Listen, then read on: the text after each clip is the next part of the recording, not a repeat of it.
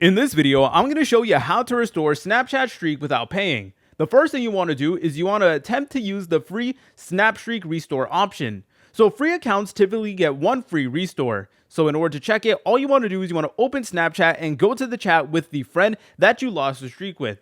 Then you want to look for a button that is called restore, and it may appear as a fire emoji, and all you need to do is follow the in-app instructions, and then it is going to allow you to recover the streak. So again, free accounts typically get one free restore, while Snapchat Plus users may get up to 5 free restores. But if that doesn't work, then what I also recommend that you guys do is contact Snapchat support. So to do that, go to the top right and select on the settings icon, then scroll all the way down until you see this option that does say help center. So let's go ahead and do that. Yep, go ahead and press on Help Center right over here. And then over here, we got some articles that you guys can go ahead and take a look at. For example, I lost my streak over here. And basically what you want to do is you want to go ahead and talk to a Snapchat customer representative, and they will attempt to walk you through this issue and see if there's any way of fixing it. If you guys found this video helpful, make sure to leave a like and subscribe. I'll see you in the next tutorial.